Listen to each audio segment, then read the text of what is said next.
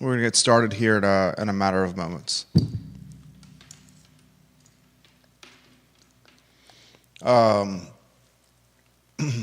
Live on every social platform. Vanessa Parkhill, we appreciate you. You got 6 weeks till the end of the year. That's bananas right there. Yeah. Next week, a short week for a lot of people. Short week for us. We'll be off Thursday and Friday next week. Thursday and Friday off for the I Love Seaville show. What are you going to be doing with your Thursday and Friday? Thursday, you're going to be doing Thanksgiving with the fam. What about Friday, J-Dubs? Probably hanging out with the fam again. My sister and my niece will be in town, so... One sister or both sisters? Are we live in the I Love Seaville group? We are about to be. One sister or both sisters? I think just one. No family traditions on the Friday after Thanksgiving? Does Black Friday mean anything to you? No, not really for me. You don't do your shopping on Black Friday? Occasionally. Rob Neal, hello. Thank you for watching the program. What's Judas shopping like for the holidays? My shopping is trying to figure out what crazy stuff to get my my very interesting family. Yeah, who's the most difficult one to shop for? Your dad? Probably my dad or my sister Mandy. Why is that? Stacey Baker Patty, hello. Thank you for watching the show. I don't know. I feel like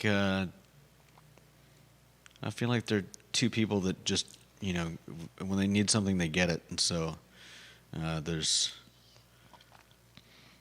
not a lot left over, or not a lot that I can think of that they would actually need. Neil Williamson, the first two headlines I found, compelled to discuss after reading your content on the Free Enterprise Forum on how Supervisor Mike Pruitt looks at the village of Rivanna.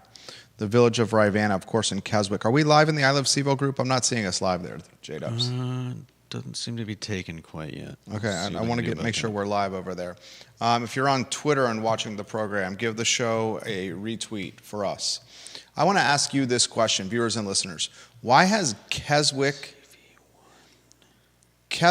much of Keswick in the designated growth area, Crozet obviously a designated growth area, why has Keswick not been developed to the massive density that Crozet has? Let's have that conversation today. I have some answers for you.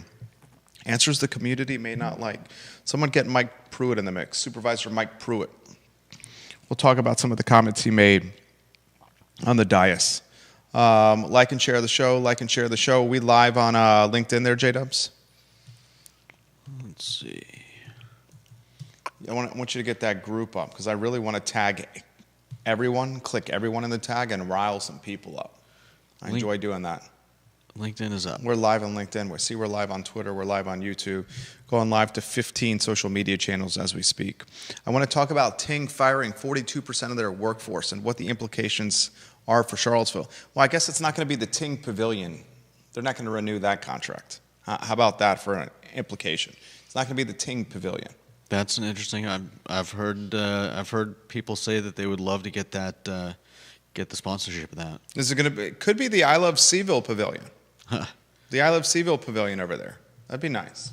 All right, let's rock and roll. Let me know when the group is live and we can rock and roll. Like and share the show, guys. We work hard for you. That's the only thing we ask in return is a like and a share on the Monday edition of this fine and fair talk show. Judah Wick, are you ready to rock and roll? You got that group up?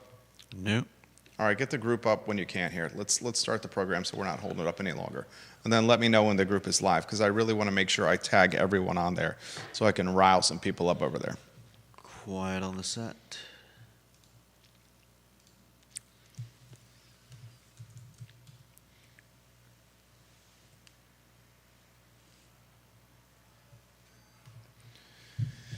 Welcome to the I Love Seaville show, guys. My name is Jerry Miller. It's a Monday afternoon in downtown Charlottesville. And ladies and gentlemen, it's time to make the donuts. Today's program, locked and loaded with content that is focused on Charlottesville, Albemarle County, and Central Virginia, a 300,000 person region that is incredibly dynamic. Roughly 140,000 of the 300,000 citizens that make up Central Virginia are liberal and democratic with how they voted for Harris. Roughly 160,000 people are conservative, moderate, and voted for Trump. It's a pretty clear, even split. You have the urban ring, Charlottesville and Albemarle County, that are blue. You have the outer counties, Greene, Louisa, Orange, Culpeper, Madison, Mineral, Gordonsville, Barbersville, that are red. You have the massive impact of the University of Virginia, gentrifying the community and certainly escalating the level of wealth in the Central Virginia region.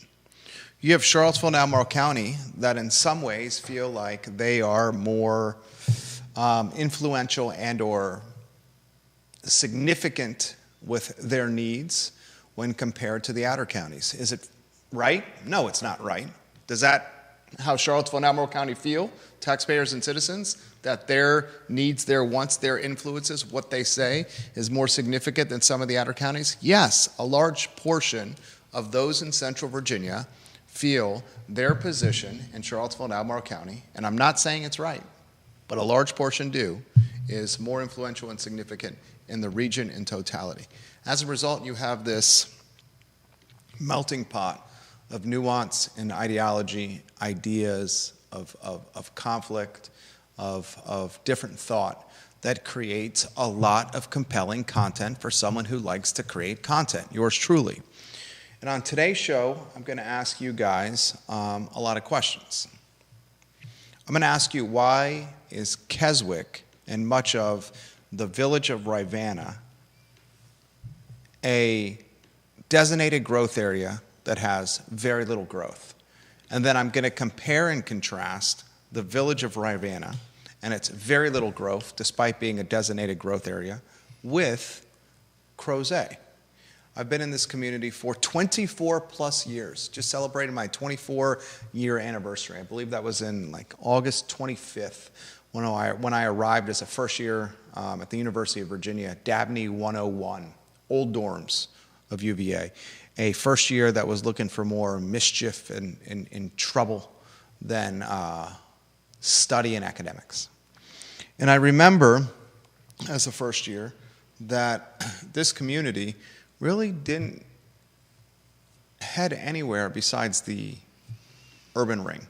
We would go to Barracks Road. Fashion Square Mall was extremely popular in 2000, but Crozet was sleepy. In fact, when I first started covering my first job, it was as a student at the University of Virginia. Actually, I worked at Ruby Tuesdays in Barracks Road Shopping Center as a host, busboy, bartender, and waiter. That was my first job at UVA. Probably my first job at UVA was managing a gambling book, where I would set betting lines or take the betting lines from what I found online and manage a book for fraternity members, multiple fraternities. So probably my third job, actually the first job was probably gambling, playing cards, playing poker, and hustling, and then managing a sports book was the second. The third job was at Ruby Tuesdays. The cash made from the job at Ruby Tuesdays was added to the bank of the sports book to help it scale. The fourth job was the job at the newspaper. And I started at the newspaper as a stringer for Jerry Ratcliffe, who's the star of the Jerry and Jerry Show, Tuesdays at 10:15 a.m. on the I Love CVille network. And when I worked for Hootie Ratcliffe, he put me on the high school sports beat. And my first assignment as a rising third year, summer before my third year, was a high school volleyball game with the Covenant Eagles against a Christian school out of Lynchburg. It might have been Liberty Christian. And after covering that volleyball game and kind of proving a little of what I can do, he said, okay, you're ready for the next level of stringing or part-time reporting, and that's Friday Night Football. And Hootie and Chris Wright, Jay Jenkins, Andrew Joyner, John Shiflett now the sports editor, then he was just a staff writer like me, Actually, I was a stringer, and he was a staff writer. I went out and covered high school football, and I really got to know the community. Got to know Louisa. I got to know John Kajanian and the Orange County Hornets, where at the time they were led by Bradley Starks. Quentin Hunter was on that team. Quentin Hunter was an explosive quarterback and wide receiver, kick returner, now the head coach at Emory and Henry. I got to know Garwin DeBerry at Charlottesville High School. I got to know Rick Vrahovac, head coach Valmorel football. I got to know Mark Sanford, the head coach of the Covington Eagles at the time, and Doug Smethurst, the athletic director. Got to know John Blake at St. Anne's Belfield. He was the athletic director and well, first he was the football coach. Doug Tearing was the athletic director at the time. He was also the lacrosse coach. Got to know all these pockets of community in Central Virginia. It was a fantastic way for a 20-year-old to get to know Central Virginia. As a 20-year-old at that time, my first year, my second year, and remember, when I went to college, I didn't come back home. I left, I graduated from Walsingham Academy in Williamsburg, Virginia. I worked at the deli right across from the Sportsman's Grill, Pottery Wine and Cheese. And then when summer was over after my senior year, I left for college. Really did not come back except for the day before Thanksgiving and Thanksgiving Day, Christmas Eve and Christmas Day, and Easter, the day before Easter and Easter Day. Those 6 days were the extent of me coming back. Every other day was spent in Charlottesville. In my first year and my second year were spent getting to know the Charlottesville bubble. And the Charlottesville bubble consisted of fraternity life, house parties, the UVA corner, sneaking into Coops and the Biltmore, the Virginian and Orbit's, O'Neill's Irish Pub, which is now Trinity. Biltmore's now L's Country Club, I think is what she's calling it. And I would go and get to know these places. I'd get to know the bartenders. I'd get to know the bouncers. I'd get to know the guys in the back of the house. Got to know the bubble extremely well in my first 2 years. Then I got this job with Radcliffe, and I got to know the pockets outside the bubble. And one of those pockets I got to know because I was on the high school football beat, and Steve Isaacs was the head coach. He ran a single-wing attack that was extremely good. In fact, one of the guys that was in that single-wing attack, Chad Wood, a running back, is a regular watcher of this show. As I headed to Crozet to cover the Western Albemarle football team, who was very good at the time, Western Albemarle is exceptional athletics. They have, athletic balance across the board. They were good at football. They were good at soccer. They were good at tennis. They were good at golf. They were good at basketball. They had coaches that had been in that school system for years. I mean, Skip Hudgens, the head baseball coach at Western Albemarle, has been there for generations. Darren Maynard, the basketball and golf coach, had been there forever. Steve Isaacs was there for a long time. So I was routinely finding myself driving from the Daily Progress on Rio Road when the paper was headquartered on Rio Road, now a shadow of its former self over there.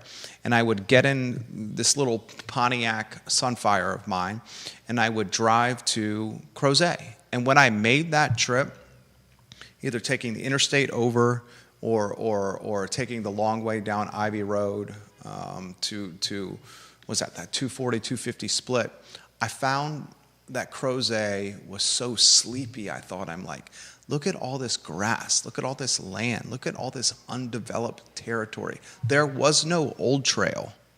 There was no old trail. There was no Pro Renata. There weren't the gas stations out there past Pro Renata. It was the Brownsville Market. There was no Harris Teeter Shopping Center. It was the Brownsville Market, Western Albemarle High School, Henley.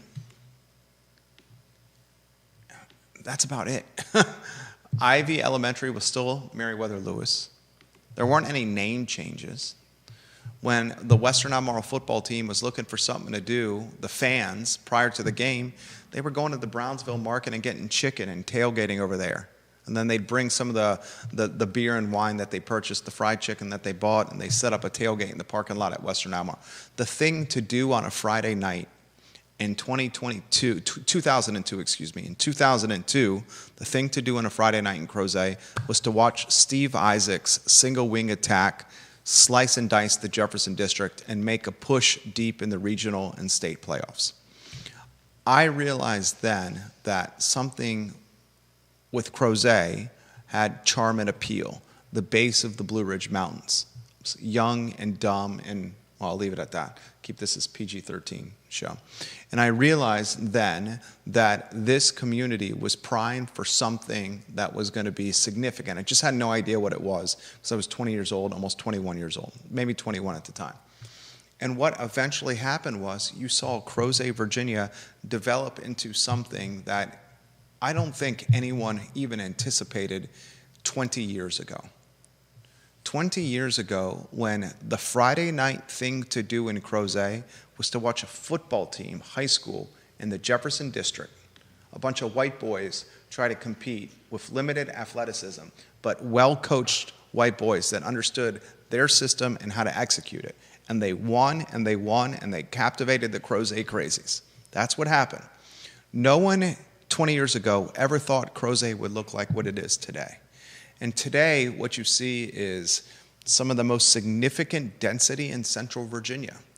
Think about this. How many neighborhoods in Central Virginia will you see the kind of density and amenities and walkability as you see in Old Trail? Old Trail's got a country club, it's got a golf course, it's got tennis, it's got swimming, it's got homes that range the attached product, what?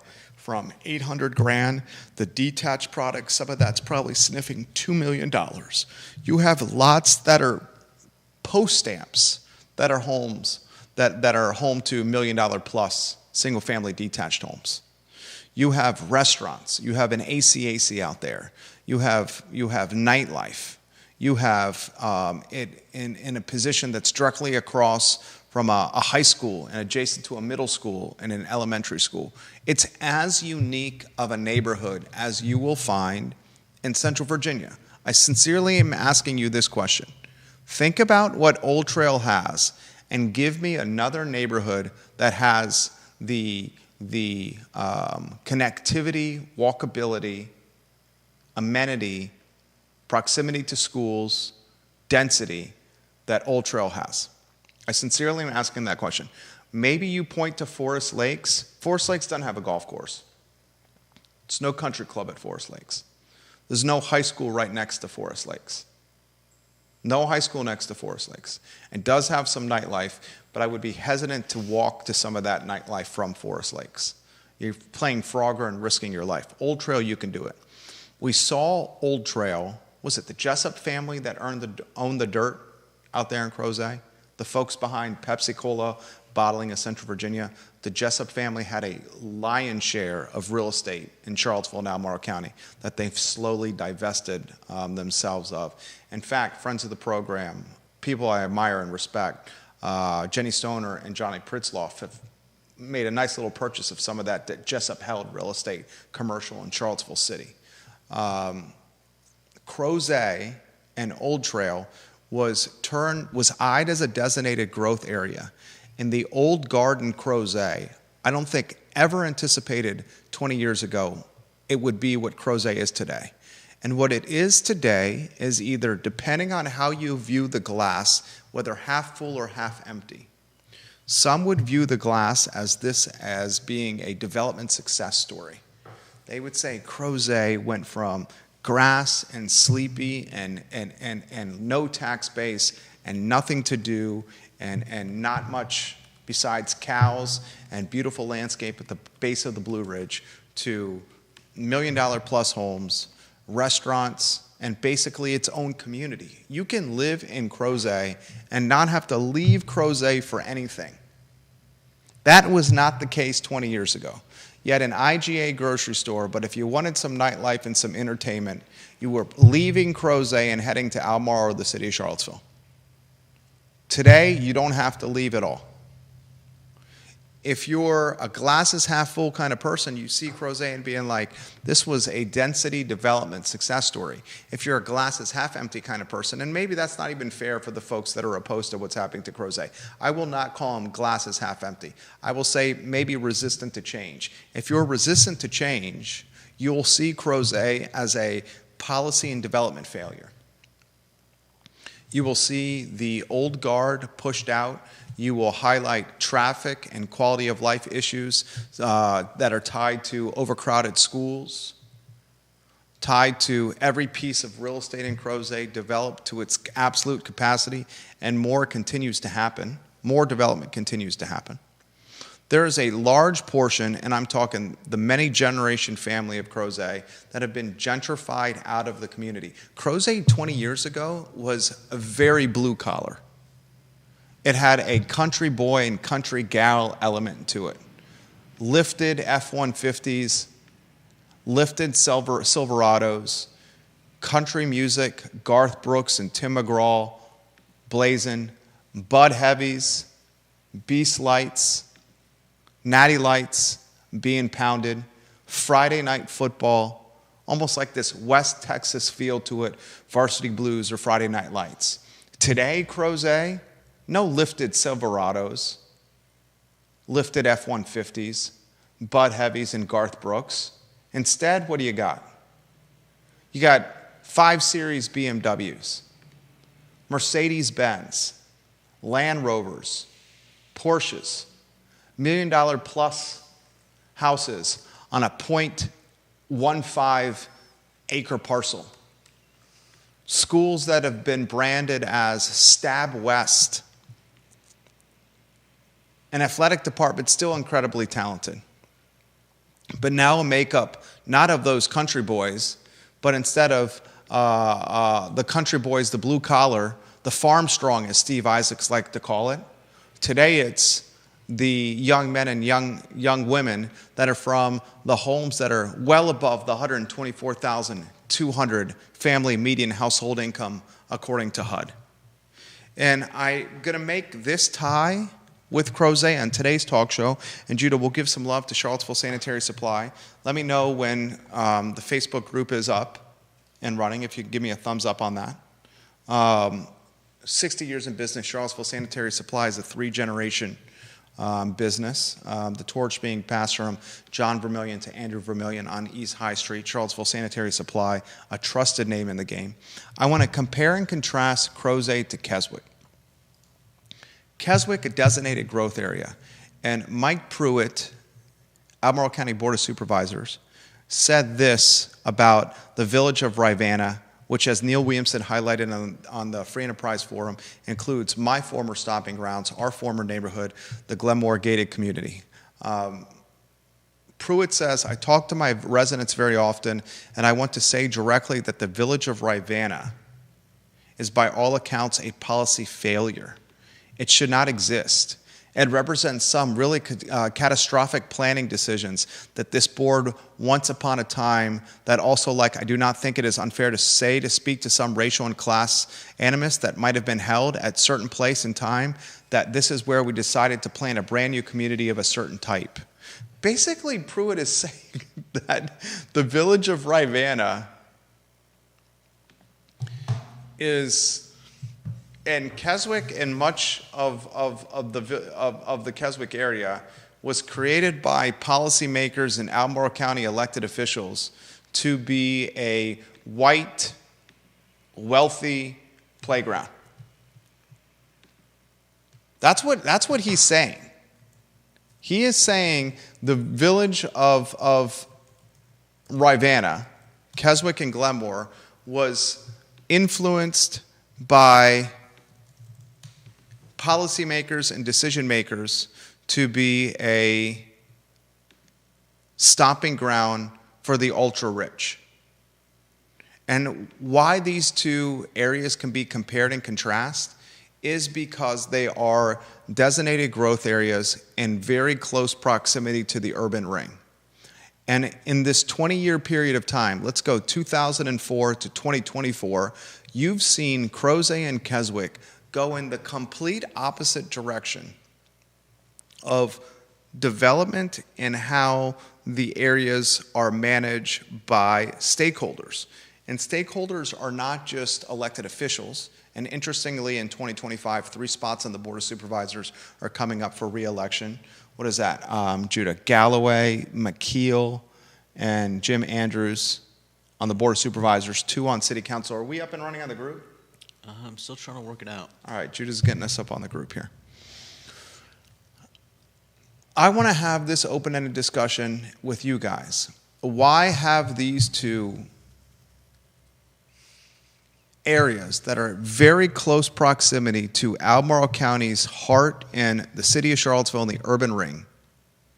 If you probably did it as the crow flies, they're damn near close to the same miles away from each other, meaning Keswick from Albemarle's urban ring and Crozet from Albemarle's urban ring.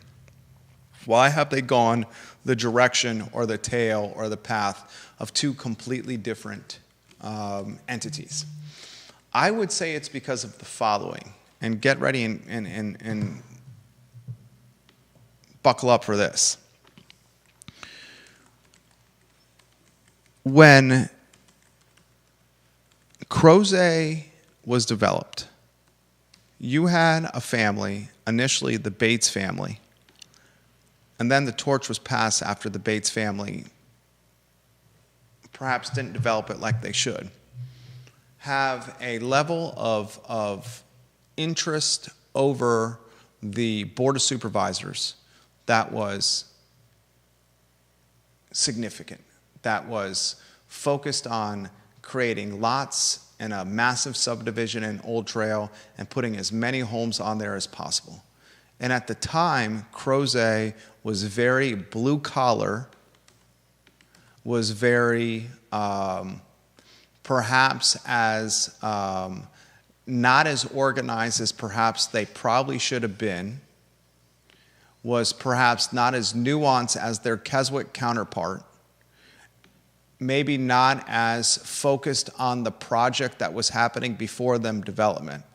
And before they knew it, Old Trail led a level of development momentum that could not be stopped, almost like a barge on a water. You can't stop a barge or pivot or turn a barge very quickly. Once it starts getting momentum, it will continue in the direction it's going, and it's going to take a while to shift it. On the other hand, what you had with Keswick in the village of Rivanna was stakeholders and influencers that had the ear of the Board of Supervisors, that were deep-pocketed. This was estate and family money, multi-generation money. This was a development in Glenmore that was done by the heaviest of heavy hitters, and Frank Kessler. Look at the history of Frank Kessler, the man behind the Glenmore neighborhood. There's a rock outside the club at Glenmore. And this rock outside the club at Glenmore at the front door before you walk into the primary clubhouse, the rock is immortalizes the developer Frank Kessler who lived in the neighborhood. And that rock said, and I'm paraphrasing it here, and it might not be an exact paraphrase, but it's pretty damn close. He envisioned it, he built it, he lived it, and then it has his name, Frank Kessler. Kessler, the man behind Forest Lakes development as well, a UVA product, and a guy that was larger than life, Frank Kessler, a man who birthed many businesses, Frank Kessler, and development projects. He had the ear of the Board of Supervisors and the influence, and he galvanized with the estate owners, the farm owners, maybe some would even call them plantation owners in Keswick, and prevented development from happening. And as he built Glenmore into a Tony and prestigious gated community, a wealthy gated community, he then created 950 homes. And these 950 homes, it's basically at max capacity now. There's 1, 2, 3 limited lots that are available for development. But at this point, Glenmore being, 30-some years old, 40-some years old, the lots that are left, their topography is extremely challenging to develop. So the 950 homes that have been actualized in Glenmore, those heavy hitters in these homes, nuanced, wealthy, connected, organized, are now organizing with the estate and farm owners around Keswick. And as a team, they are preventing pretty much all development possible there. They last killed the Breezy Hill development that Southern was trying to bring Frank Bailiff and Charlie Armstrong to Keswick. They chopped it down into basically a tiny subdivision as opposed to what Frank and Charlie initially wanted to build, and they were able to chop it down by highlighting roads and EMT and firefighters and police and water, basically a lack of infrastructure. Now you're left with the village of Rivanna, and I was a part of some of those conversations, and I've highlighted that in the past. I'm not speaking out of turn. Now you're left with the village of Rivanna, which includes Glenmore and the 950 homes, as Mike Pruitt has called it, a policy failure. And then he also highlights that this village of Rivanna was created to be a playground of white wealthy folks, basically is what he's called it, while sitting on the dais. Crozet, on the other hand, has turned into significant density, and while it still has the makeup and profile of white wealthy folks, it has a level of density that is probably as significant density-wise as any handful of square miles possible. I mean, if you're thinking of density tied to what Crozet has, you probably look at the Forest Lakes, Hollymead area, and then what do you look at? The Mill Creek, Lake Renovia, Avon extended area, maybe the 5th Street extended area. Even the 5th Street extended area with Mosby Mountain and Mountain Valley Farms and Redfields and Oak Hill Farm doesn't have the level of density that Old Trail has. Avon Extended probably does, but Avon Extended doesn't have the walkability to amenities. Avon Extended doesn't have a golf course.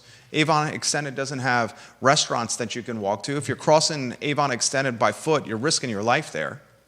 It's as unique a neighborhood Old Trail as you're going to find. So on today's show, I want to highlight the fact that these two areas, which were both focused and designated growth areas, have taken the evolution or turn of complete opposites. At one time in 2004, you could make the argument that, in fact, you probably have to go past 2004, probably to when Kessler was considering developing Glenmore. Maybe you go even further than that to 1984, 40 years ago. 40 years ago, maybe they were twins. Crozet and the Keswick area. Farms that had been in families for generations. Why 40 years ago did Crozet go the path of what it is today? And why 40 years ago did Keswick go to the path of what it is today? When they are in a lot of ways, 40 years ago, targeted growth areas. That's a hell of a topic for the viewer and listener. A hell of a topic. And the reason I'm bringing that up is because of Pruitt's comments. Let's go to Lottie Murray with some comments, and then I'll give you some more perspective. Crozet is a development area in part because of the threat of annexation. Western Albemarle High School is where it is because Albemarle was afraid Charlottesville would just seize a new high school if it was built anywhere near Charlottesville. Let's go to Deep Throat. Lonnie, keep offering more perspective on this. This one is right up your alley as someone that lives in Western Albemarle. We'll go to Deep Throat. He says this: Crozet, 3,400 housing units and 3.7 square miles. Extremely dense. City of Charlottesville, 20,000 housing units and 10.2 square miles, to put it in perspective. That's a great stat right there. I'll give that to you again. 3,400 housing units and 3.7 square miles in Crozet. City of Charlottesville, 20,000 housing units and 10 square miles. That's a great stat. I would love to know the housing units in Keswick per square miles, Deep Throat. Could you provide that? Keswick, how many housing units per square miles? And then we can compare and contrast that to Crozet. Ginny Hu watching the program. I went to Pro Renata for the first time on Saturday, and I will definitely be back there. John Shabe's going to be glad to hear that, Ginny Who. We love when you watch the program.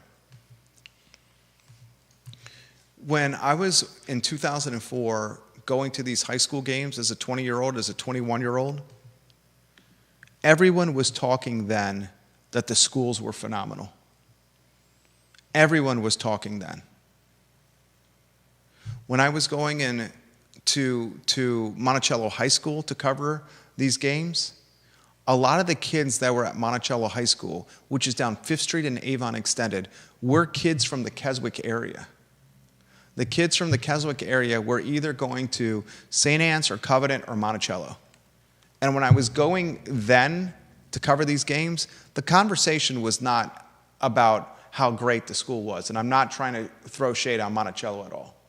But everyone you talk to when it comes to Henley and Western speaks to the quality of the education that was offered, which is why people sprinted to start their families or move their families to Western Albemarle. Now you talk to a lot of the families in Western Albemarle, they still speak of the quality of education, but then they quickly add to that, the schools are entirely too overcrowded.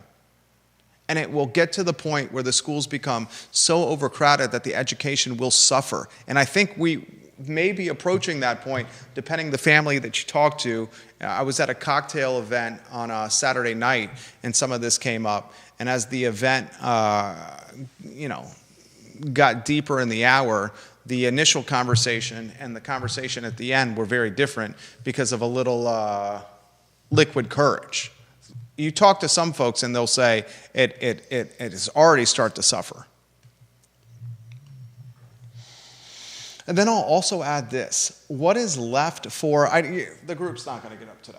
Yeah, I don't know what's going on. So we'll just weave you into the conversation here. I mean, you're 37 minutes in. Even if you get the group up here, the show's 3/4 over, 2/3 over.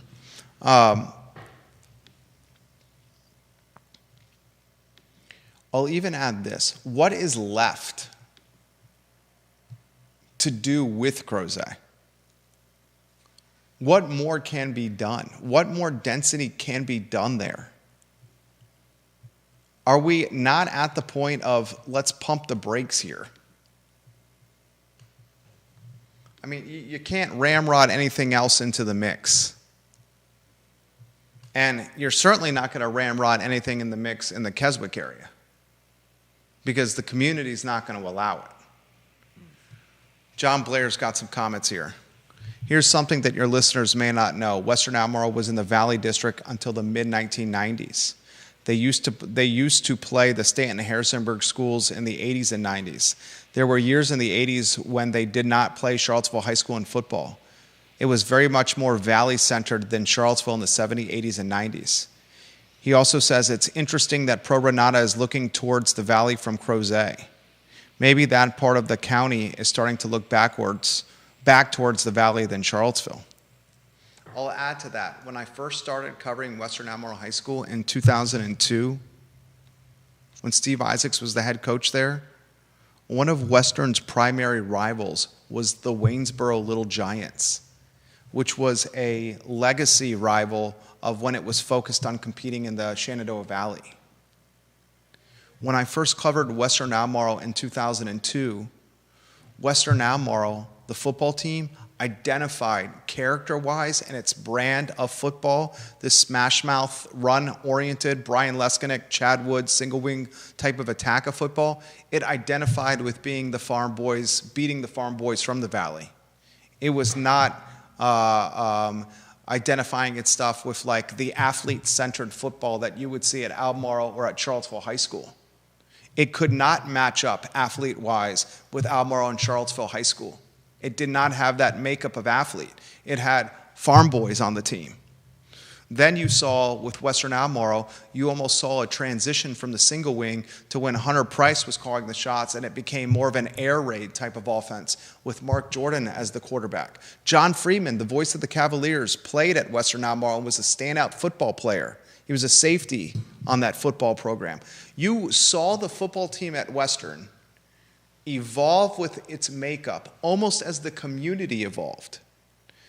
2002, smash mouth, farm boy, brawl with you type of football. Then as the community started getting developed and you started getting more families moving in and you started getting less farm boy and more middle upper class, it had to change its style of football and became more of a air raid, pass happy, talent instead of beat you up, explosive. I'm not doing a great job of explaining this, but like more focus on athleticism than beating you up in smash mouth. The athlete changed, and the athlete changed because those who lived in the area changed. Now you look at it, and that farm boys beat you up, brawl you style of football would never play out. It's not the lifted F-150, lifted Silverado, pound the Budweiser around a Friday night party in a farm around a fire. It's instead a BMW, Porsche, Mercedes-Benz. Let's have some rum and sodas, pinkies up, in someone's luxury basement type of Friday night party. Deep Throat's got some stats on Keswick that I want to get to. Glenmore is 950 homes and 1.8 square miles, so around half the density of Crozet. He also says Keswick CDP doesn't actually include Glenmore, so I can't get numbers that make sense. So that right there is a snapshot. Crozet, you have 3,400 housing units and 3.7 miles. If I were to divide that by 2, you'd have 1,700 housing units and what? Roughly 1.8 square miles. That is considerably more, the 17 housing units, than the 950 units that are in Glenmore.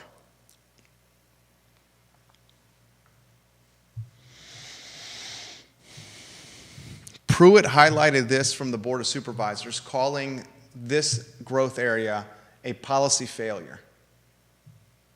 And I would say Pruitt can call it a policy failure and can make that statement legitimately.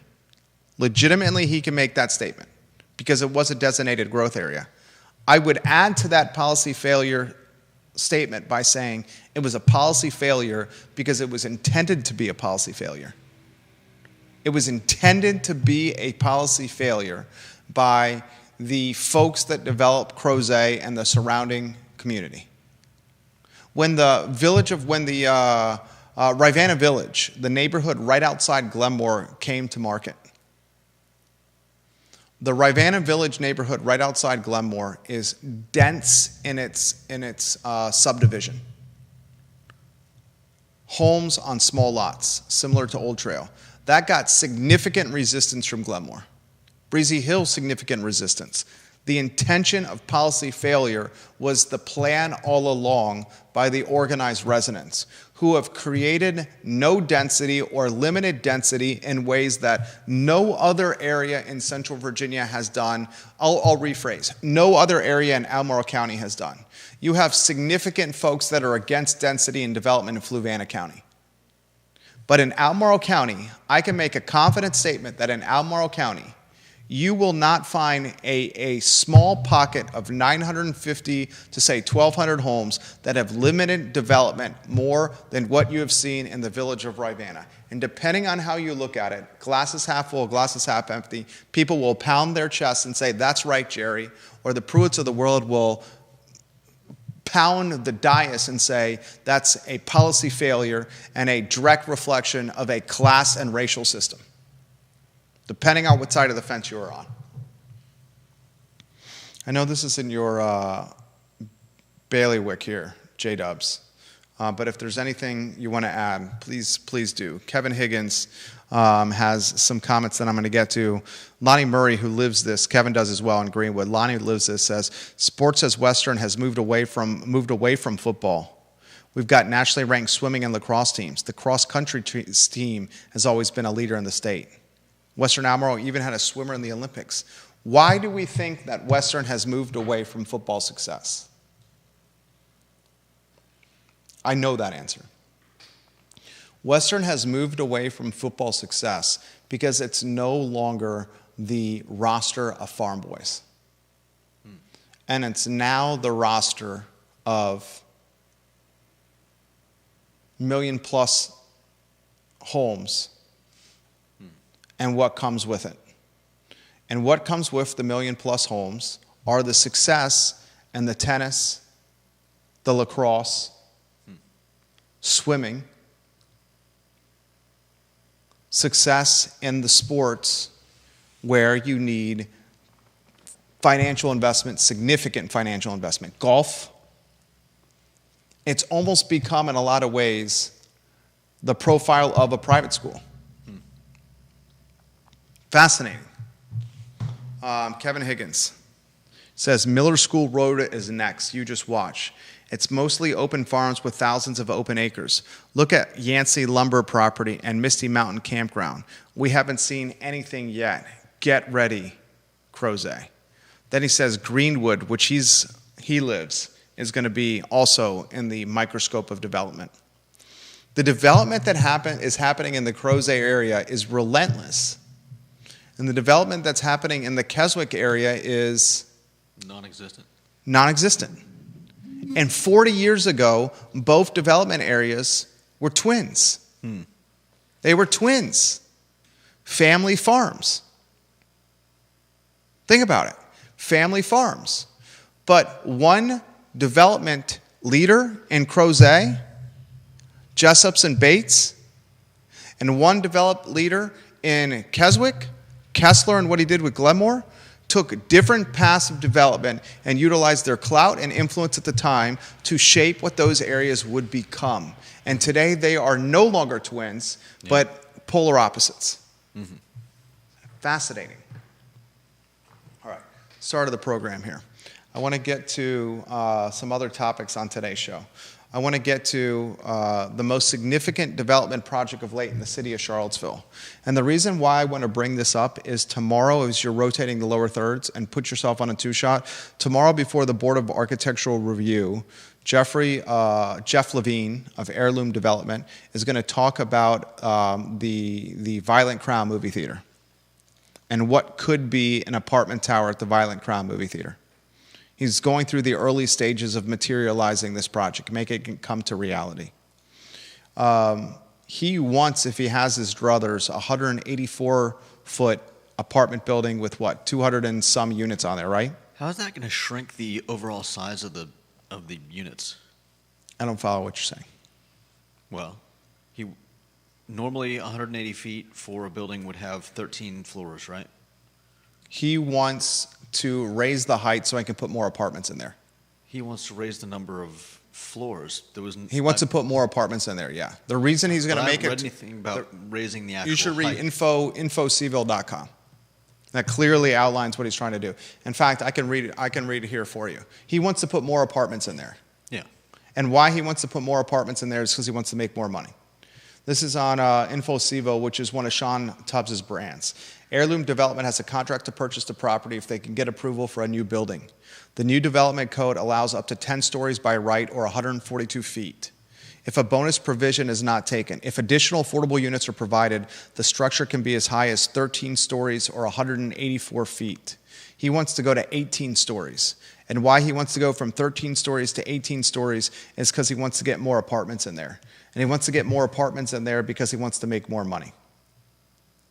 Okay, there's nothing in there about the added height, so I thought that he was trying to fit more floors into the same height. Is that not true? He wants to go from 13 floors to 18 floors. Right. And the extra floors will create more apartments for him.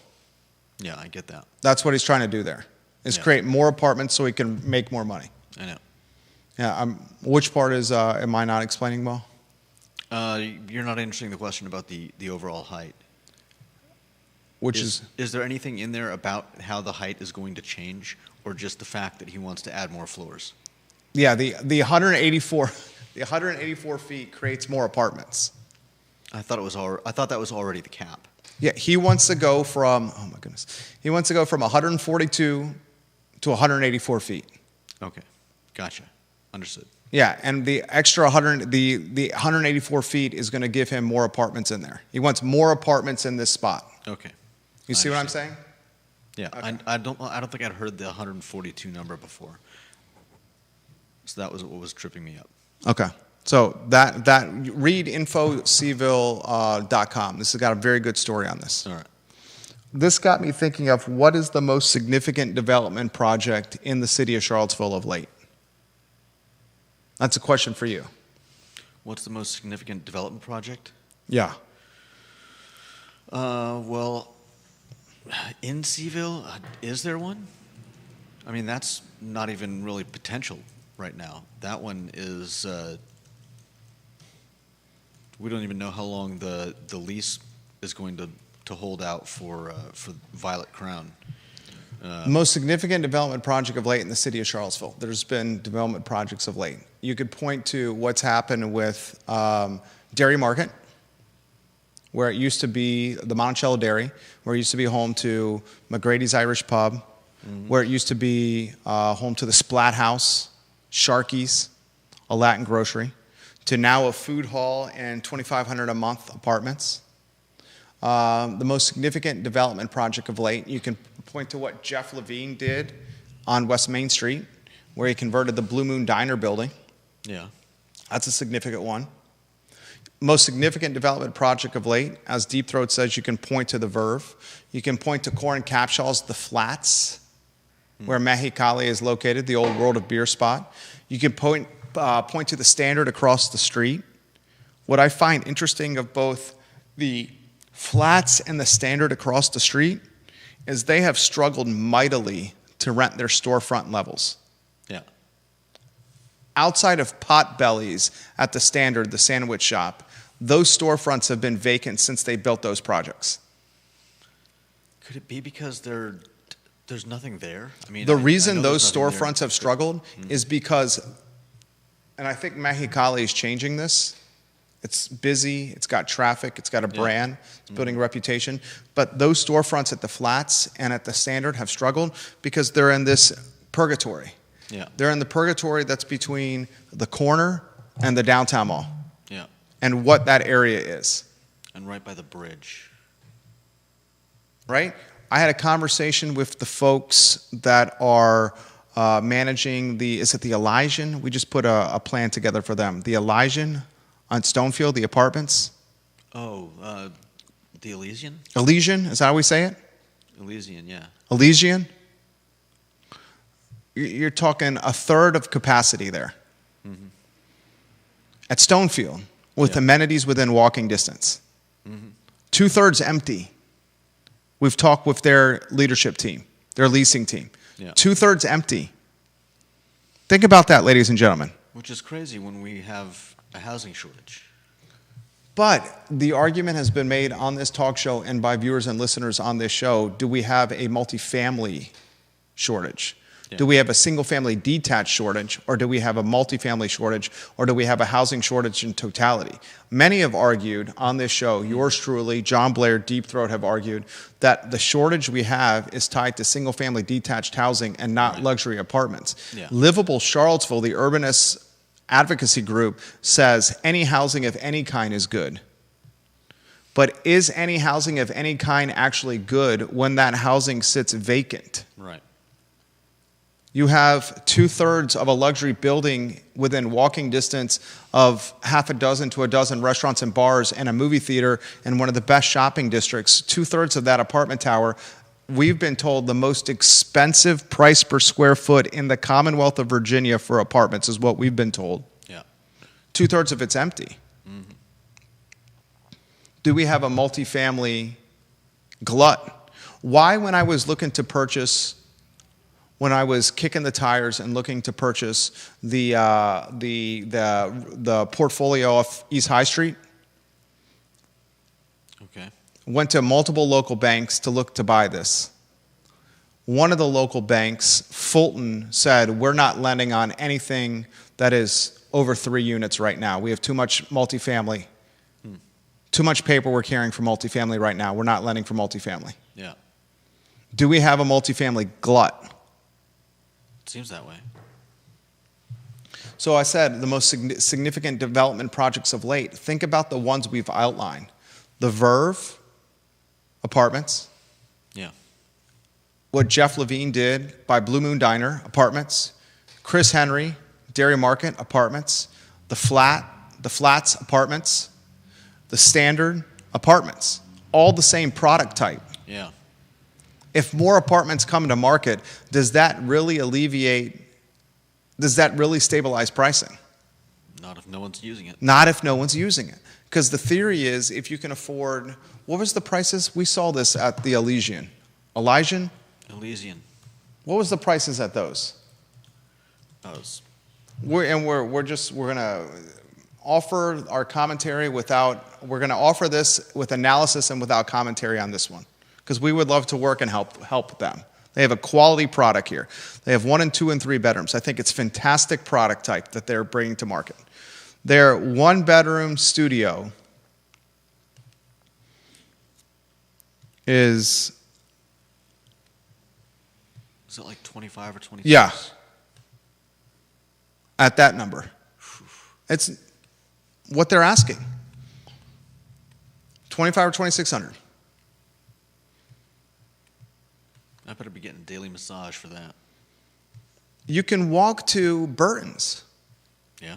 They don't give massages, though. You can walk to, they got swimming pools. They got a full gym.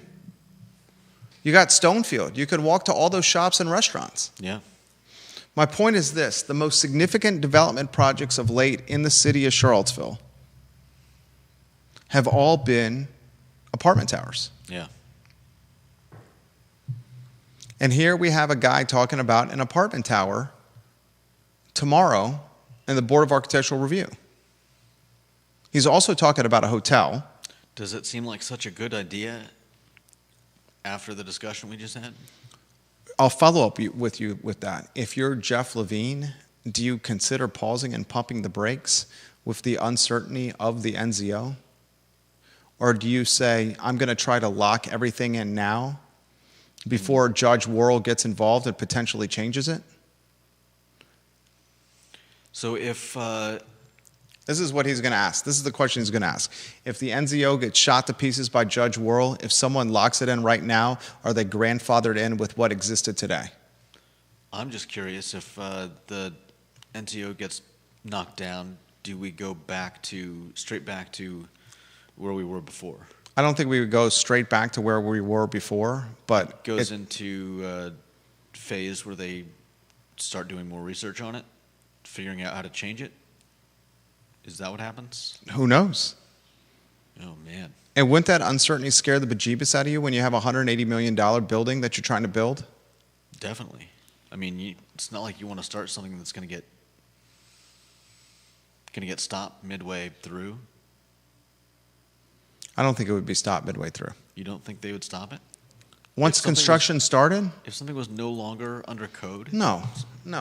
I think that's the type of thing where you would get... Keith Smith talked about this on Real Talk. Folks that are trying to lock in right now will be able to lock in right now. It's the ones that are considering their project, and before they start pitching to government officials, City Hall, City Council, Bar, Planning Commission, that are going through the planning phase right now of hiring engineers and architects and attorneys to get them to market. Mm-hmm. Are they willing to invest hundreds of thousands of dollars on a plan before the actual pitch happens? A plan that could change. That's the point he made, which I thought was a good one. But in the case of Levine, he's hoping that he can get the NZO changed for this project, right? So he wouldn't be grandfathered in by starting. He's hoping he can get the NZO changed now. Yeah. Before Worrell's ruling, before this could go to court, before this could go to a jury trial, before the lawsuit gains even more traction. He wants to do this. He wants to do this now. If he's able to lock in the tax breaks that he wants and the apartments and height that he wants, this dude would do it.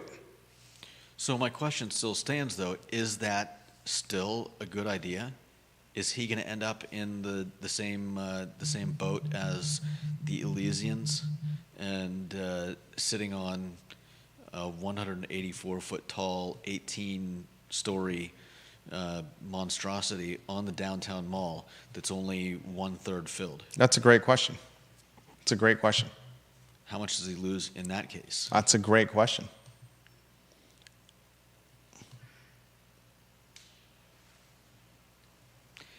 And leapboarding off of that, is there anywhere to actually build houses in Charlottesville? I mean, is the only thing you can do is like what Roger Voisney wants to do, which was Chris could still do something on Preston. Tear down. Yeah, but that's one person and one development. I'm saying, is there any? He also owns Ivy Plaza across the way. Okay. Is there which is massive if you think about it.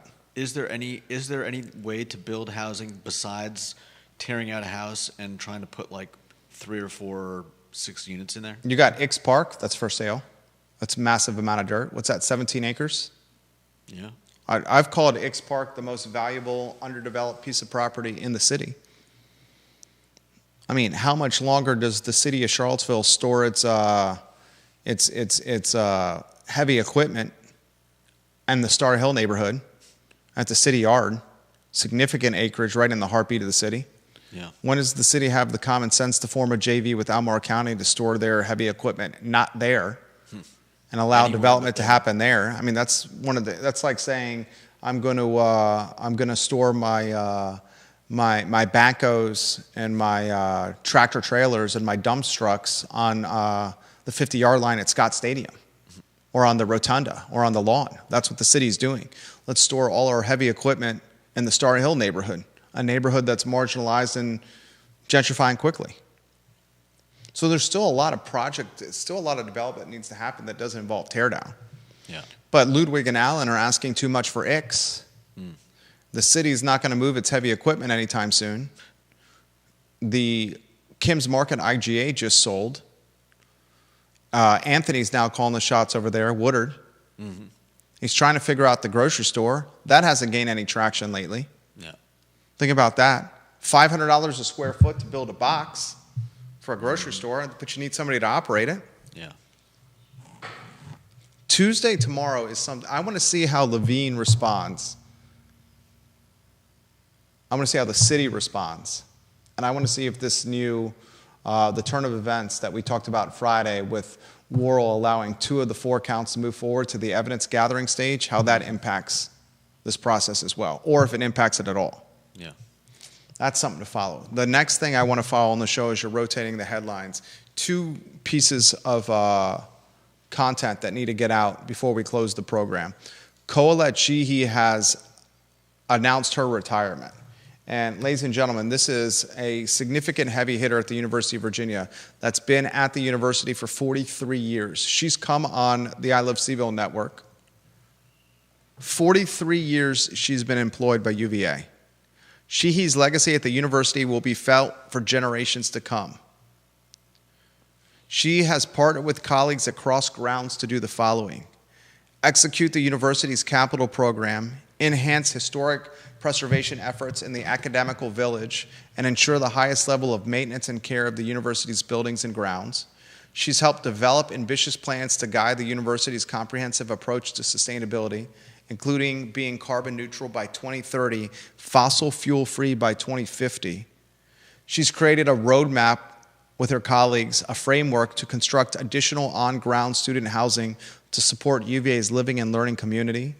She's enhanced relationships between the local community and the university, and she's enriched the lives of many, as UVA reported through her mentorship. 43 years ago, she arrived at UVA in 1982 as a budget analyst. Wow. It's impressive. She's the executive vice president and chief operating officer. No, excuse me. She is the senior vice president for operations and state government relations, and she's going to retire on July 1.